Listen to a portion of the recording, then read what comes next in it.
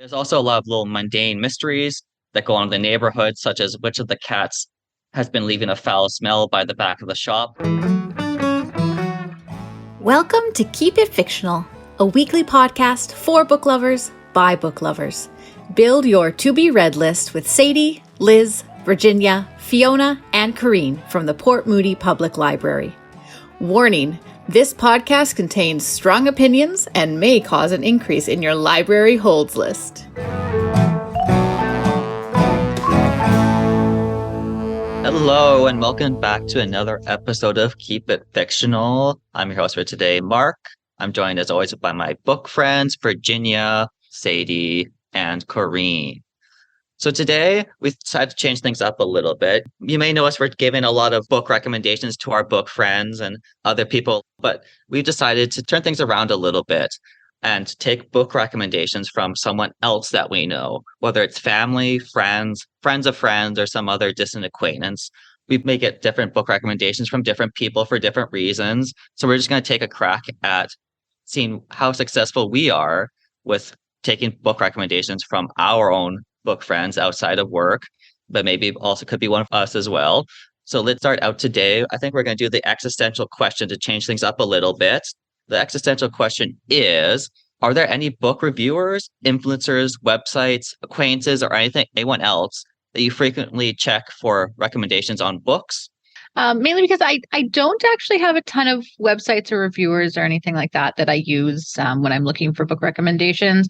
I do have a friend that I used to work with when I worked at Kohl's Books, and she has always had very similar style to reading as I do. And so anytime that she recommends a book, I find that I will usually track it down, and I do usually enjoy it.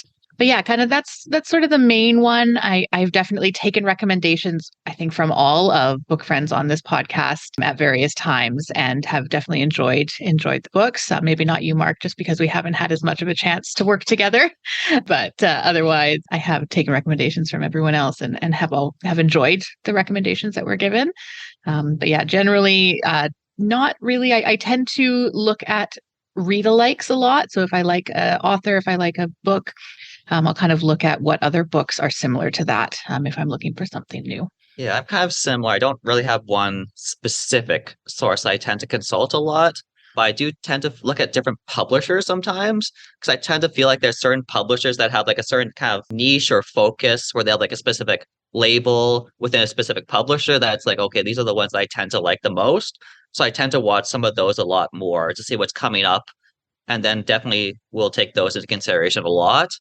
Or if there's like a similar author to an author that I already like, if people are saying like, oh, if you like this author, then you should try this author. Those are kind of the main ways that I will discover new things. Or if there's something new coming up, then I'll definitely take notice of it that way. For me, I am a big fan of Book Riot's Liberty Hardy. Maybe not so much of the sort of science fiction or like horror, like genres that I already kind of know. But like when it comes to like, if I want to read something out of those genres, literary fiction, whatever, I find that whatever that she really, really likes, and she reads like 600 books a year, right? So like she reads a lot, but you can tell that when she's really, really excited about something, extra excited, those books usually matches what I like. So even if it is a book that I'm like, I don't know about this. Like I find that when she enjoys it a lot, that tends to be something that I also tend to enjoy. So I take recommendations mostly from her for that. But I mean, just the whole Book Riot website is great. You know, there's lots and lots of different people talking about lots of great books on there. The other person I talked about before is Ron Charles from Washington Post, which I recently discovered, is another person that I took a lot of, again, same thing. Like it's like books that I don't think I will like, but it always turns out well. At work, I'm going to let my book friends guess. There's like maybe one person that I trust, only because same thing as what everybody talked about is that their taste is similar to mine. So yeah. Yeah, it's not me. Yeah, I kind of do. Virginia's my anti-recommendation person. Like, so if she really enjoyed a book, I'm like, oh, okay, well, I'll throw that one in the bin. And so that's really helpful to know what I don't have to read. There's exactly like one book a year that we agree on, and only one book. So that's really helpful to kind of eliminate some books, not all the books.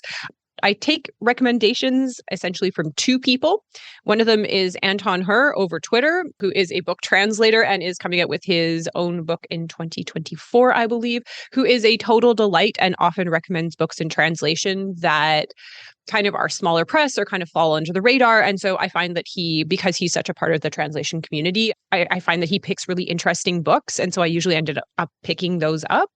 And then the other person that I trust above all in everything is RM from BTS. I even have my little RM reading pin that I wore today in honor of the episode. So any book that he reads or picks up, I jump on that interlibrary loan system very fast and read those. And I have enjoyed so many of them.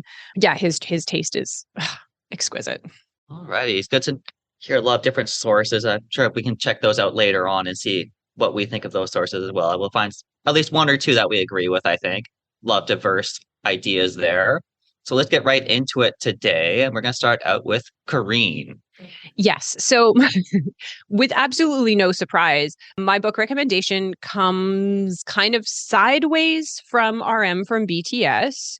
Of course, he did not particularly recommend this book, but he read a book by this author, Familiar Things, which I talked about on our post-apocalyptic episode. And he is also the author of The Prisoner, which I read and really enjoyed. This is one of his, I'm going to say, quieter books. It's very melancholy. There's not a lot that happens in it, but it is a book that has stuck with me for a really long time. And so I feel like RM would enjoy it. His album Indigo is very introspective, very thoughtful. It's got a couple of bangers in it, but it's very good. And, I know that the theme is technically recommended by friends and family, but all of ARMY is in a parasocial relationship with BTS. So I feel like it totally counts. So this is the book At Dusk by Hwang Sok-yong, who is a South Korean author of some renown. And it has 2 points of view, both of which kind of eventually intersect in a really interesting way. And the author is asking the question, can you ever be forgiven for the mistakes in your life? Big question. But it also asks, are the mistakes that we make in our youth when we're young, when we don't really understand the world, as profound, or are they more forgivable than the mistakes that we make as an adult with full knowledge of the world? What really counts as a mistake? What counts as a betrayal? And who decides who gets forgiven? Do you forgive yourself, or do you need forgiveness from the person that you have wronged? One of our main characters is, the middle-aged man, as you do in a lot of literature, who is looking back on his life, and he has some regrets. So it is Park Min-woo, and he's not a terrible person. He's not bad, but his one major flaw is that he hesitates when he should act. This has kind of haunted him his entire life. He is a successful architect who has kind of revamped the skyline. He's built high-rise buildings. He's incredibly successful due to his talent, or, the corruption that is involved with these ventures. Who knows? However, he is now alone. His wife and daughter have left for the United States, and they have let him know that they are not coming back. And as he starts to walk around his old town that he grew up in, he becomes disoriented. He doesn't recognize any of the buildings. He doesn't recognize any of the streets. He doesn't recognize anything. And that, in part, is because of him. He is one of the architects that raised that entire community to the ground and rebuilt it into something modern and new. As he kind of contemplates this change from the old to the new, he receives a letter from Cha Suna, who was a woman from this neighborhood that he was deeply, deeply in love with and betrayed. Again, when he should have acted, he hesitated. And because of his hesitation, because of his pause in deciding to do something moral, her life changed onto a path that she did not want it to be on. And she looks back with a lot of regret. In this letter, she tries to remind him of the people and the stories of that neighborhood that are now all lost and scattered to the wind. The neighborhood that they grew up in was violent and poor. It is described in the book as a slum. His childhood was not easy. Her childhood was not easy. But through his smarts and ability to put his ethics to the side, he was able to rise above it and become successful. But the price that he paid was by betraying his community and betraying the person that he loved. Our other protagonist is Jung Woo-hee, who is a 29-year-old young playwright who is struggling. She is trying to make her life in the arts, but there is no money to be found. And so she is working essentially 22 out of every 24 hours and living in a half basement. Where she works at the convenience store, she sees kind of the odd 3:00 in the morning people come and go out of the story and come and go out into their lives with their own stories. At the surface of it, these two characters have absolutely nothing in common, and you will be puzzled as to why we are talking about both of them. But as the story weaves in, Hwang Sok-yong is telling a story about kind of the modern and the older city and how they intertwine and how one has had to be crushed or destroyed to make room for the new, but the new is not that great either. The violence of the past continues to have impacts on the present. And in this, I'm going to call deeply melancholy book, you see how that kind of rush for gentrification and rush for modernity impacts different people of different generations. Okay, I make it sound really sad because it is, but is it hopeful? Probably not. But it is like hauntingly beautiful. This is not really my genre. It's not really my thing. Usually I like, more stuff to happen in books, just a thing or two. But the way that he writes is so interesting. And this was the winner of the Émile Guillemette Prize in 2018. And you can see why. Even though this is a book where very little happens, it has stuck with me ever since I read it last year. I find myself walking down streets and kind of doing the same thing that Park Min-woo does of like thinking like, what was this before and what had to happen for it to be here right now? And in amongst all of the concrete and shiny glass, what was there before? And especially in a place like Canada, where we are living in a colonial state, who had to be set aside to make that happen? Yeah, At Dusk is a beautiful book that even though RM did not technically recommend, I feel like he would really enjoy. To be paired, even though I'm the only person who listens to music while they read books, to be paired with his album Indigo. Alrighty, thank you, Corinne. I don't think we were particularly surprised by the RM connection there, but we can get recommendations from all kinds of different sources. There's an entire Twitter thread called Namjoon's Library, which I will shout out right here, which chronicles every single book mentioned or that you see on his bookshelf. We're not alone. Well, on that note, I think I will go next. So I'll be talking about The Nakano Thrift Shop by Hiromi Kawakami. This book was recommended to me by a friend who works at another library. They definitely said like, oh, you're definitely into these types of writers. You're into like the short kind of stories that kind of fit together. So I was like, okay, that sounds like something that I would enjoy. And I did. So Kawakami has been writing for quite a number of years now. She even began writing for science fiction magazines back in the 1980s, but it's only into the 2000s that her writing has started to become translated more into English. And we're still waiting on a number of her books that have yet to be translated.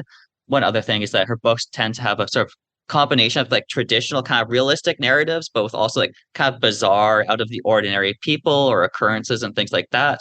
So she kind of has like a unique skewed take on the combination of realism and like magical or bizarre things going on at the same time.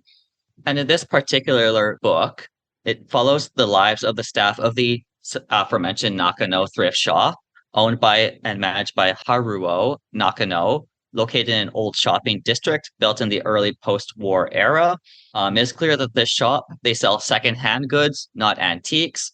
So don't get your hopes up too high when coming in and expecting anything fancy or collectible or anything like that. This is a place where you find discounted goods, household items that you don't want to shell out for a new one, but you can get like a decently priced one for that works reasonably well for the Nakano Thrift Shop. As I sort of mentioned before, each of the different chapters is kind of like a story or a vignette that takes place within the shop and the different employees there. But they also fit together into like a kind of larger passing of time, a larger narrative as we see these characters interact with each other, their relationships with each other, the kinds of like eccentricities and like interests that they have that will come up throughout the stories. So, for example, one character who's Mr. Nakano's sister, Masayo, we hear in one chapter she's starting to make these little celluloid dolls where she like builds the dolls herself. She knits little clothing to put on them and all these kinds of things. And then later on in another chapter, she's like traveling to a show to exhibit her dolls and do all these different things like involving them. So you kind of see this little progression aspect of it, even though each story could be read like as its own self-contained thing. You don't particularly need to read them in any order or like have to read all of them even, but they do definitely have like a kind of continuity and they kind of build up gradually. You get more and more out of it as you learn more and more about each character, more and more about like the different kinds of people who come to the shop. In this story, we particularly follow the perspective of Hitomi, who is our first person narrator. She's a cashier at the Nakano Thrift Shop and is often getting herself involved in the lives of her coworkers, as well as several of their customers through their recurring visits to the shop or through strange happenstance meetings or events that take place outside of work. Hitomi is a very inquisitive and like sharp observer of all the people and things that come through the Nakano Thrift Shop, including her fellow employees.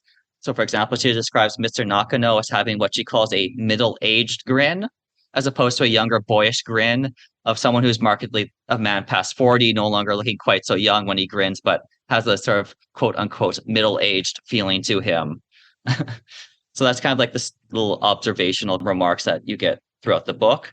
The other characters include Mr. Nakano, of course, who is mostly a reserved and private person, but throughout we learn of his eccentricities gradually. While he's not a particularly talkative person, but once he starts talking, it's like as Hitomi calls it, like a water spouting from a hose suddenly comes rushing forward and a torrent of words comes at you, whether you're prepared for it or not. Often this kind of sudden chattiness is what prompts the conversations of the staff to take a turn towards the main thrust of the chapter, be it some strange going on in the neighborhood or some new pickup that's coming into the shop from a customer. There's also the driver character Takeo, who's a driver who works at the pickups for the Nakano Thrift Shop, whether it's picking up lots of items from customers' homes to be sold at the shop. He also becomes romantically involved with Hitomi in a kind of, are we just friends with benefits? Or are we in a serious relationship? Kind of like Twilight Zone in between. That kind of plays an important role in their interactions with each other because it's like a awkward, like which way are we going with things? Like unclear part of their relationship, and definitely colors their interactions throughout the book as they sort of try to figure out what they mean to each other, what they're looking for in their relationship going forward. And that's another aspect of the book is like the way that characters kind of relate to each other, the way that they manage their own like eccentricities of relating to each other. And we also see that in another relationship with Mr. Nakano's sister Masayo, who's also in a relationship with another person who features in the story briefly at times. But these kinds of awkward relationships is definitely important to the story as well, because not only are the characters, I would say that the characters are very central to this book, as opposed to like, as I kind of mentioned, the larger narrative that does gradually build. But if you're not invested in the characters, then it's not quite as much of probably not going to be something that you're going to enjoy quite as much. So I enjoyed the fact that the characters are developed in these gradual and subtle kinds of ways. So there's also, of course, the customers of this thrift shop that we see throughout the story. There's so many everyday and not so everyday customers at the shop, ranging from a potential Chinese mafioso who buys rare calligraphy scrolls, who Mr. Nakano refers to as the Yakuza Mister.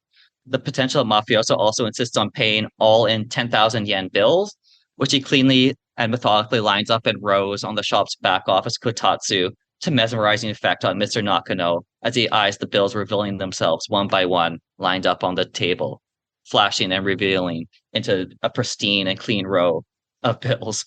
There's a jilted lover looking to offload what he claims to be a cursed bowl that has brought his life nothing but chaos and misfortune ever since the woman who gifted it to him left him for good.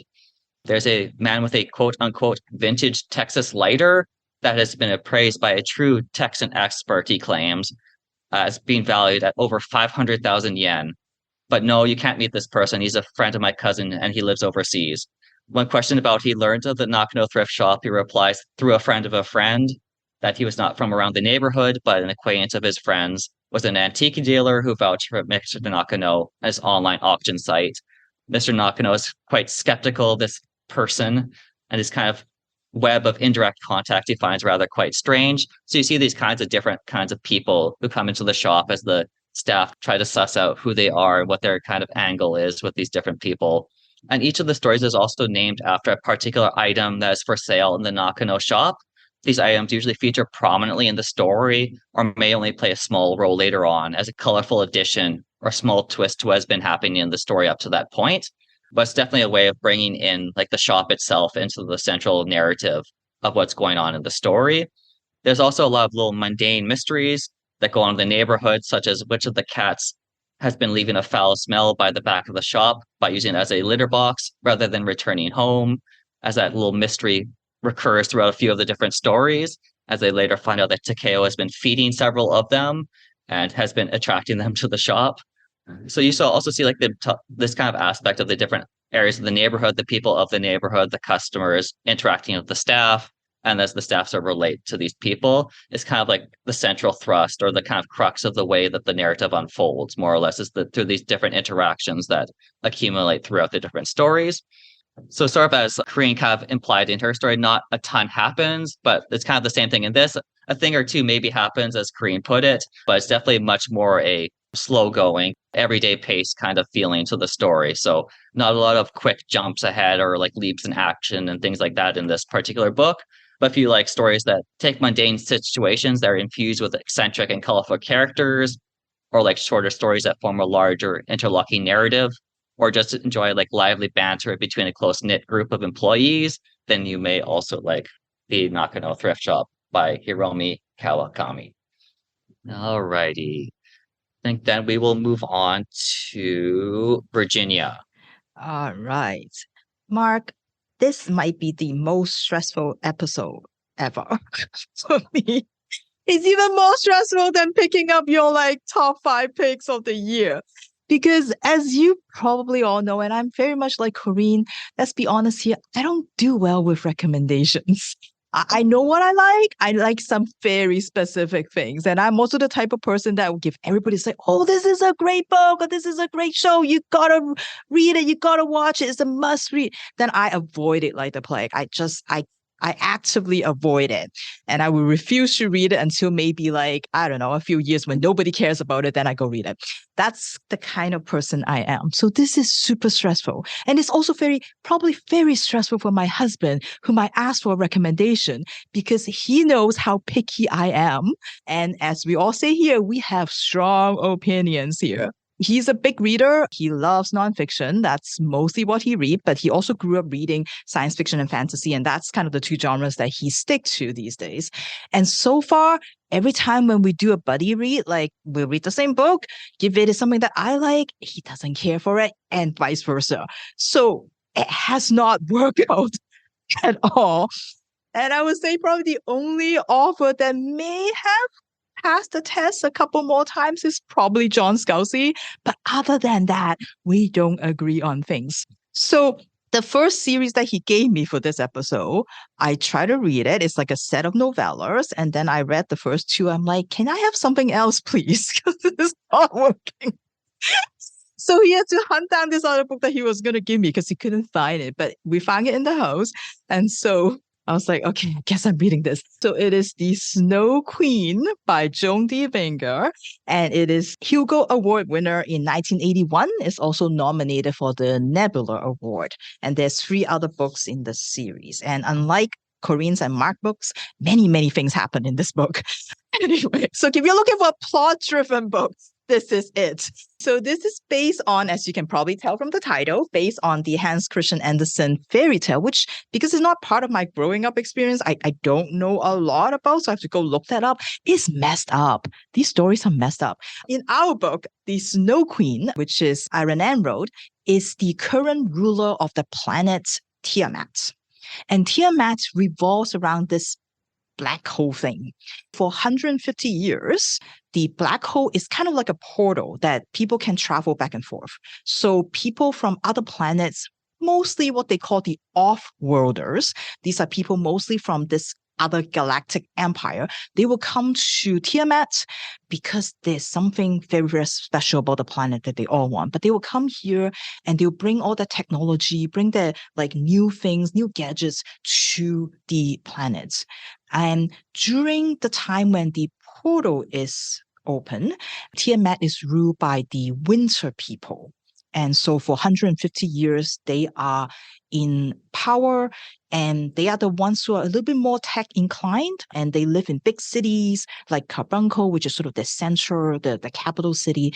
And these people come in and they bring their gadgets in exchange for something that Tiamat has that nobody else has. But because of some weird space, gravity, some reasons, which I can't explain, the gate closes every 150 years.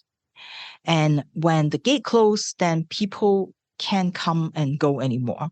And so before the gate closes, all the off-worlders will leave. They will take all the technology with them. And with that, the reign of the winter people will end and the reign of summer will start. When we first get into the story, this is sort of where just at the end of the reign and the summer people is going to take over. And the summer people are the other group of the people that lives on the planet. And they are not so much interested in tech. They are more like they live in different fishing villages. And the winter people, off-worlders, will call them superstitious. They're kind of more like spiritual and they believe in the lady who is the mother of the sea. And because Tiamat is more of a kind of a water planet. So when the changeover comes, the Summer Queen will take power and they will sacrifice the Snow Queen, the Winter Queen, to the lady. That is sort of the ritual that they do. And this cycle happens every 150 years. And because the off-worlders will take the people who have come in to stay on the planet, will take everything with them, will take their technology with them, and the summer people doesn't really care for that. When the portal opens again, then it's almost like as if everything has to start new again because they have to relearn and regain all the technology, all the advances that they have made and that they have learned about before, and everything sort of start over again. So knowing that, I mean, you can't really blame the Snow Queen when she was like, you know what? Nah, I kind of like staying alive. I don't really want to die. So I am going to do something to break this cycle. I don't want to give up my power. So I'm going to do what I can to make sure I can stay alive and not get sacrificed. So I don't blame her for that. So she's got some plans, some really awful plans that she has got going for a few decades now in order to make sure that she can get there. So this is sort of the bigger story that we follow and that is sort of at work behind the scenes here. But just like the fairy tale, the Snow Queen is also about two cousins, Moon and Sparks. They are summer people, and these are two kids and now teenagers who grew up together, who fell in love, and they have pledged themselves to one another. And they believe that they are going to spend their whole life together forever and ever. And they also are convinced that they will become sibyls. Sibyls are kind of like prophets. They believe that the lady, the mother of the sea, speak through them. They speak through these sibyls, and the sibyls can answer any questions that you have. There's so much knowledge. They know everything. And so if you ask them a question, that they can give you the true answers. And both Moon and Sparks think that they are going to become sibyls together. On the day when they went to the place where they are supposed to get the calling from the lady, only Moon heard the lady's voice.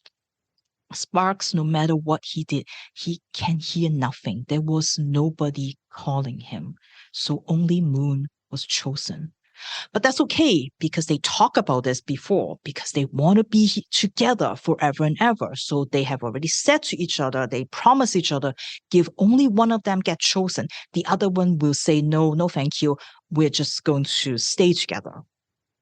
But when it actually happens, Moon realizes that it's a duty that she has. She has to fulfill this and she can't help it. Like, it's not really up to her to say no to this.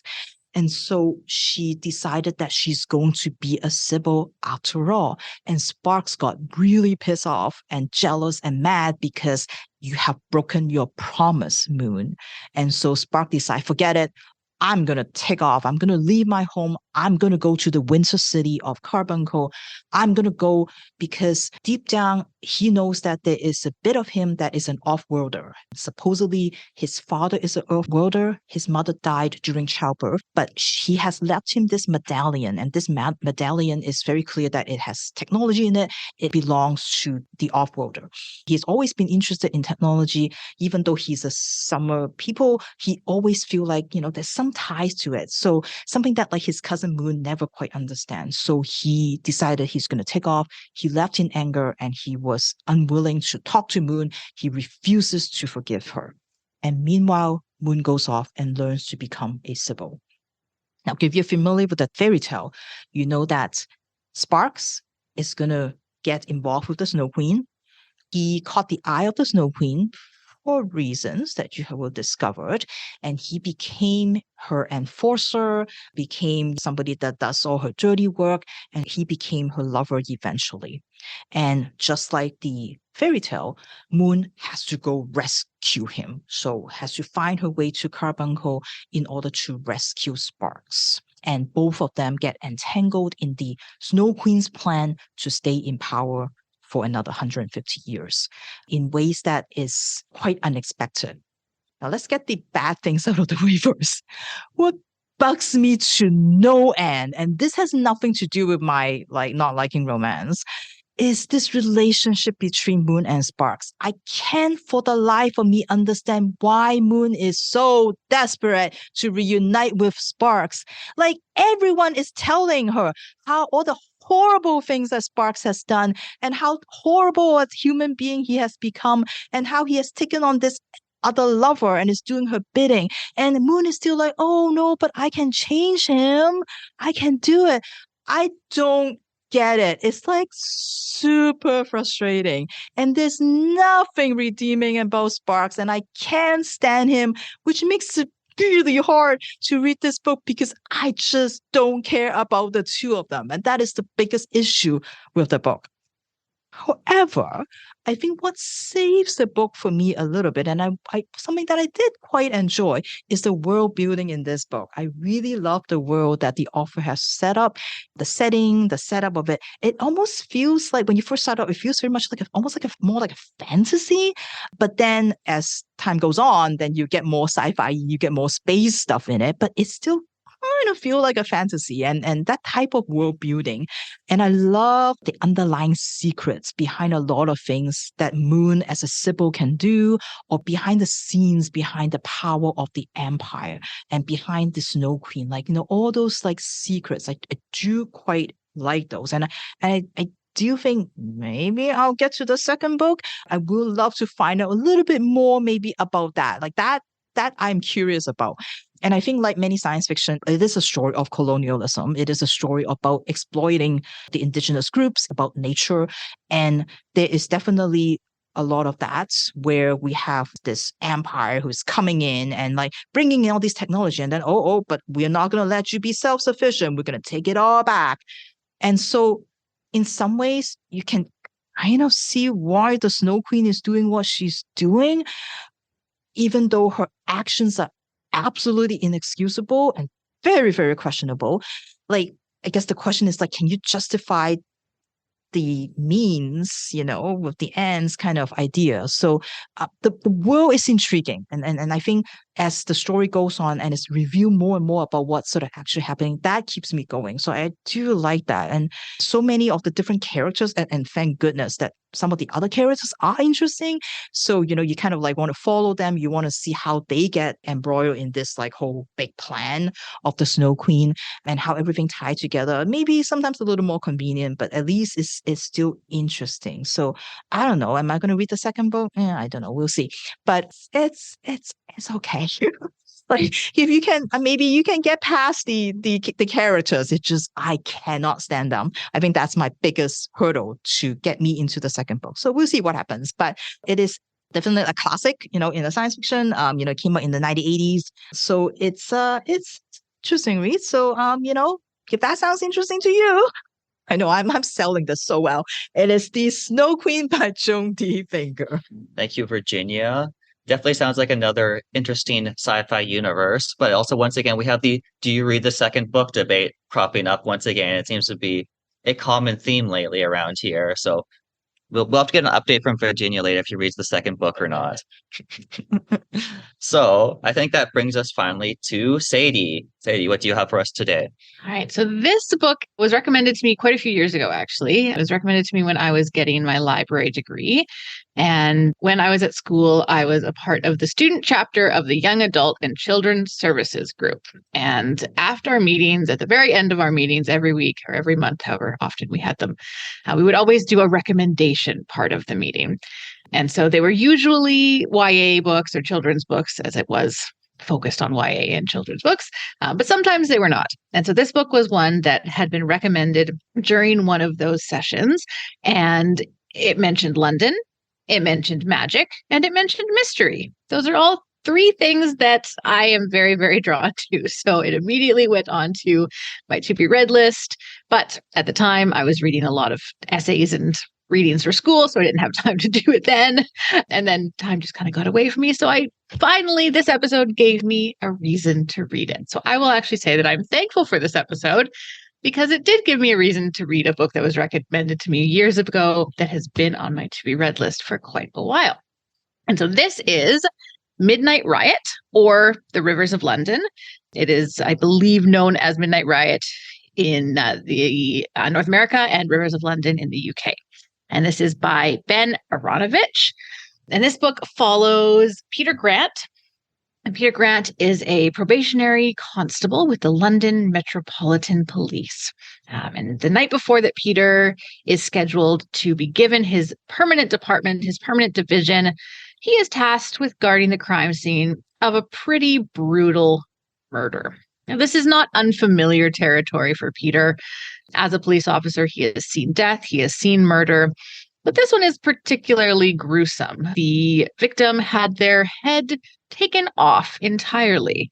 So him and fellow constable, friend, and big crush, Leslie May, have been left at the crime scene to stand watch and guard it. Now, Leslie decides very late at night they could use a cup of coffee. So she's going to go and grab some coffees. Now, while she's gone, Pete is approached by a man claiming to have witnessed the entire murder. He identifies himself as Nicholas Walpenny and continues to recount a very chilling scene where, after walking by the victim, a man turns back around wearing a different face, swings a very large bat, and knocks the victim's head clean off his shoulders.